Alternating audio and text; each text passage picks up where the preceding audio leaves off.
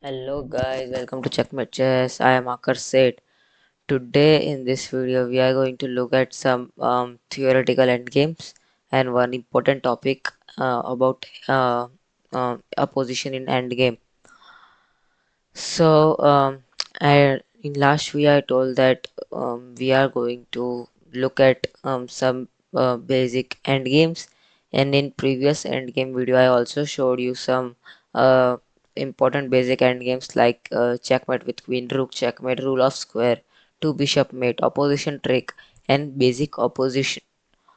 So, but now we move forward one step ahead to endgames like fielder position, Vancouver position second part, fielder goes bad, and triangulation. So let's start with fielder position. As you can see on the screen, white is now up for now a pawn up. Seems that he is winning because his king is also activated and his rook is cutting our king, but it is not the case. Black can now draw by playing an brilliant move, positionally brilliant by playing rook g6. This cuts off the white king to for any further means for any further thing like he cannot progress. Let's say if white gives check, we have to move to the shorter side of the board. Like let's say the pawn is on the C file, so A, B, and C three files are the shorter sides, but we doesn't have to go to the longer side, otherwise it will be very tough or impossible for us to draw. So let's say we go to king c7, he gives another check, we just go back to king c8. And I also have to tell you one thing, that king c8 also draws, but it is very much informative, and saying that it is much better to play rook g6 for an easy draw. Okay, so let's continue. Let's say if king moves to e5 for threatening king f5 and attacking the rook, but it is not as much as important threat. We will now look. We have to just attack pawn. King will attack us and just go back. That's the thing you have to do. White can't make any progress. Let's say he plays rook e7. Just waiting and trying for some desperado. We can just wait on this rank. Let's say white tries to offer trade of rooks. We can just take, because now this is a theoretical drawn endgame. As I showed you in before video like this, and it is a draw by stalemate. So we doesn't have to look much in this position. But I have to tell you one thing, that after rook g6, what if he plays this? Uh, Look, if he plays this, then I think so we can just wait.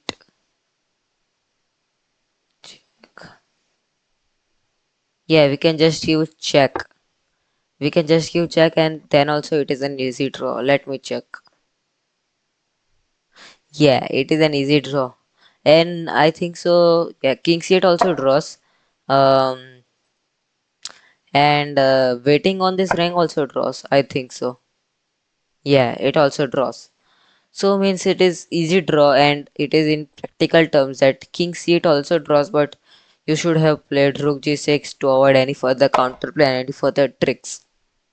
So let's move on to the next position. The thing now I have to show is the Vancouver position. Wait a second.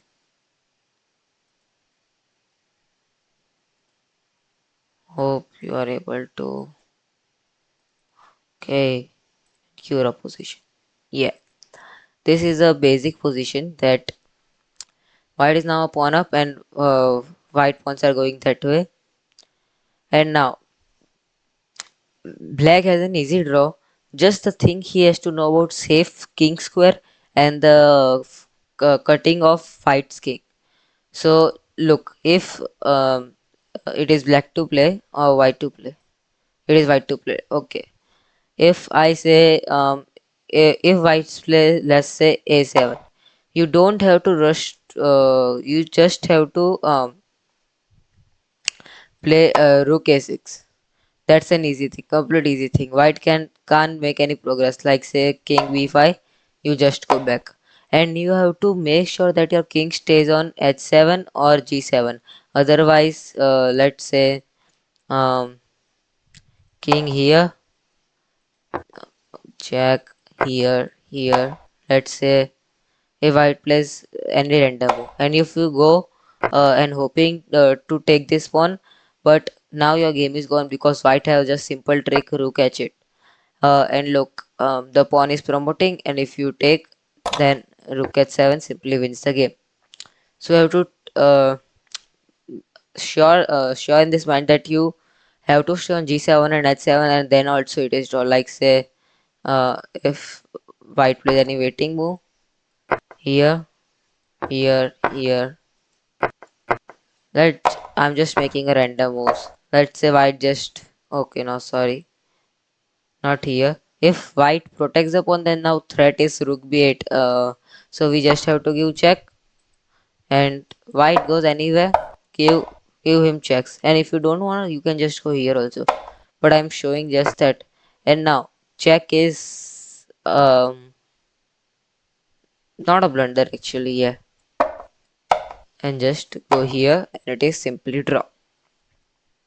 And I want to show you another thing also.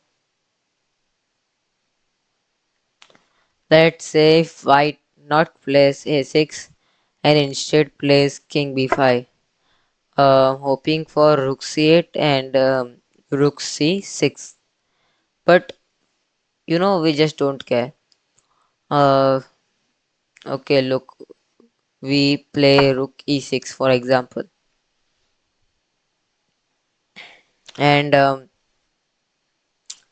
let's say white plays this rook c6. Then we just keep giving checks like this check, move forward, this check here, and just side checks. Oh, this is a blunder maybe. Sorry. After this check here, just wait, I'm maybe missing something. I also forgot the thing. Okay, this is a blunder. If um king b5, we have to give a check, otherwise it is losing. And here, then just give side checks. Here, side check, and here, side check. We have to make sure that we give side checks like this, and it is completely drawn. And let's say if he escapes the check, we wait in the safe square, he escapes it, this, then just go here, cutting off the king here, then complete here, and this is an easy draw. And you make sure that you have side checks, like if you doesn't have side checks, it is gone. And you also have to make sure an important thing, like let's say king b5, um, you not let king b5, let's say king b3, just showing you like this is completely gone because now this is met with rook here, and this is met with rook h8, and this same trick works again. So you have to just cut off the king and just maintain side checks. That is of Vancouver position 1. Let me share you Vancouver position 2. Wait a minute. Vancouver position. Um yeah, this is a Vancouver position 2. Look, it looks like that black is now completely gone because he is 2 points down. But it isn't the case. As you can check here, it isn't the case. It is a completely drawn game. Why? Because h pawn is completely irrelevant. We just have to follow same Vancouver principle, and we just have to ignore this pawn. Let's say, yeah, we can just go here. It's white to play. What will white play? Look, a7 is met with king a6, and it is an easy draw. We doesn't have to look much. And if you think that after a7, rook a6, this trick works, but we can just go here, and it is an basic draw because white can't make any progress. So a7 doesn't works. What if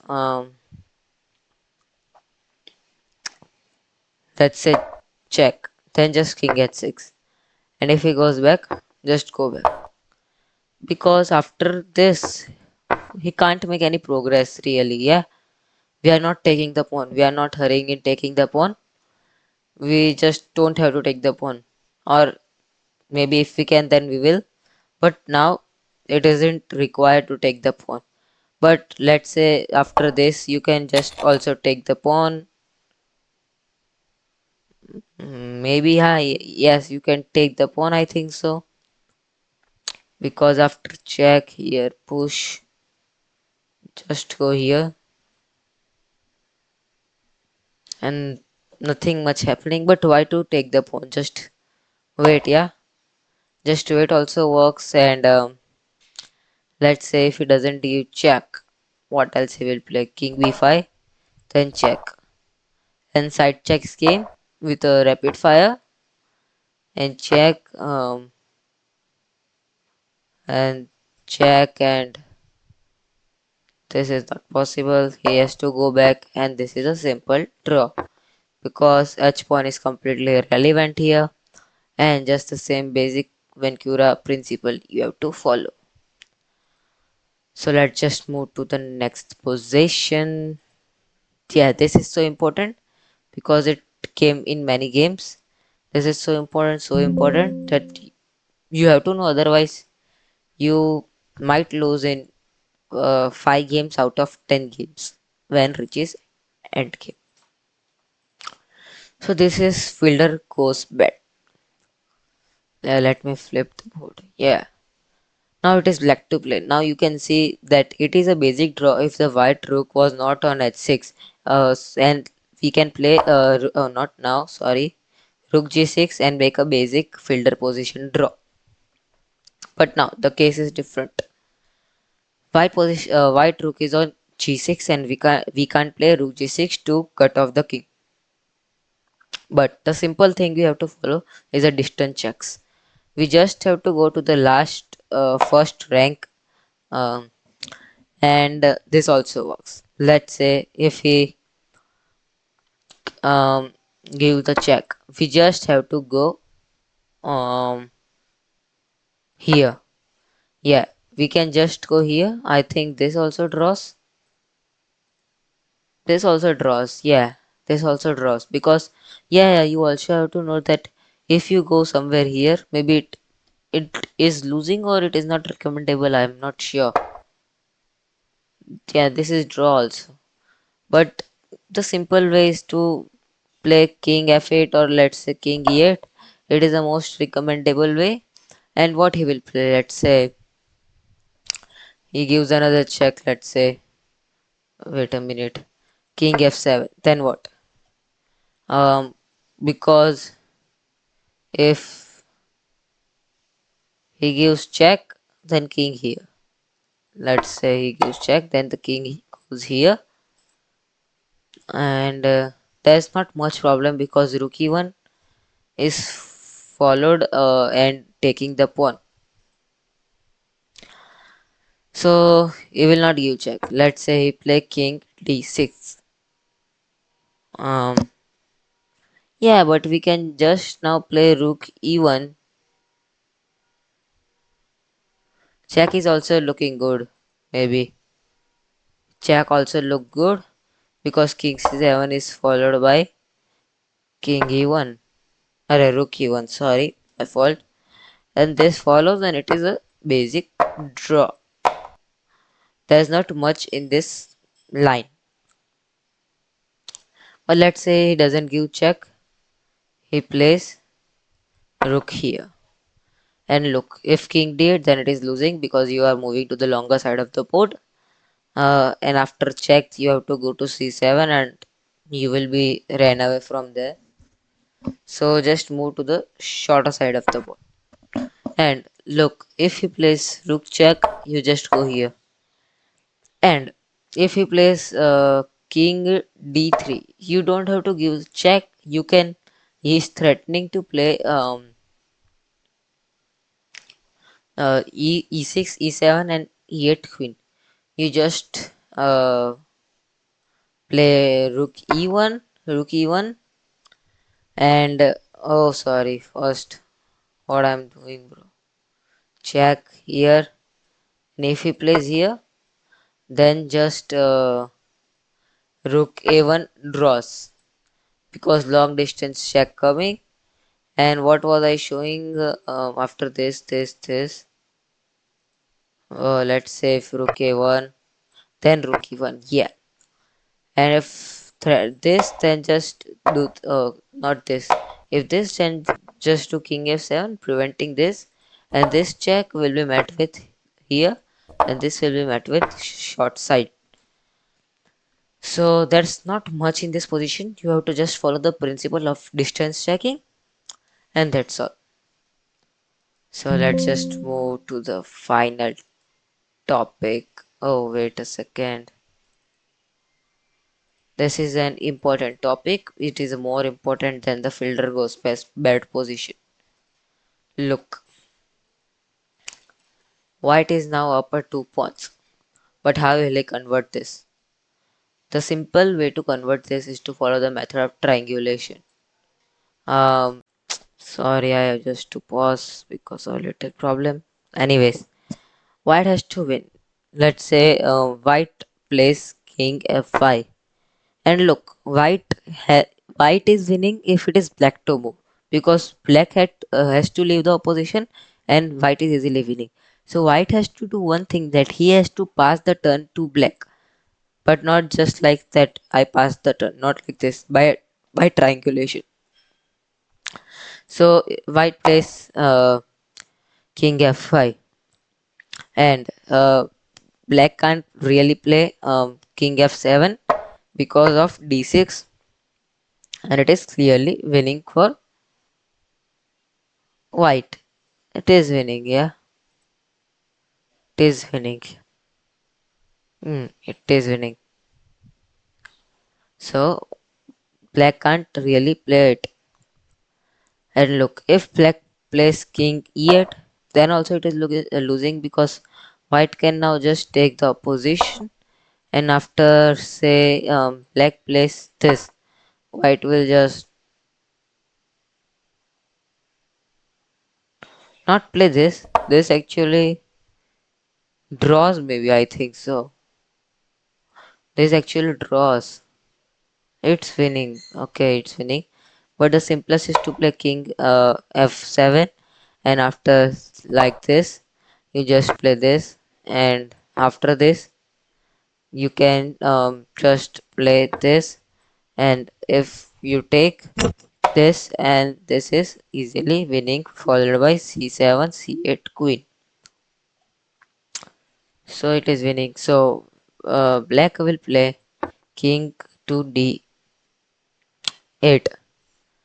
and white will not play king e6. Maybe I don't know it is winning or not, but the simplest is to king f8. And look, if king e8, then king e6 transposes to mainline and black wins. But if black plays this, then also it is a similar type of position, means it is same only, and white easily wins.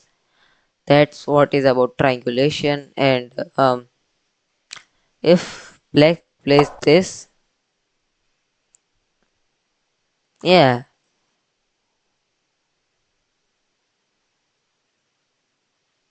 then this wins, yeah, this wins. No defense, no defense. And if let's say takes, then this also wins. So yeah, guys, that's it for today.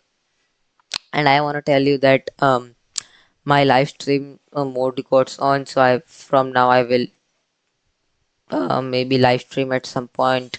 I was thinking to do live streaming today, but I thought that I promised about my endgame video, so why just to break the promise?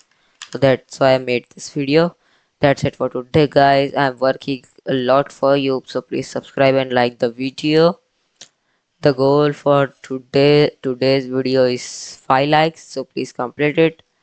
And thank you for 50 subscribers family. Thank you guys. Bye guys.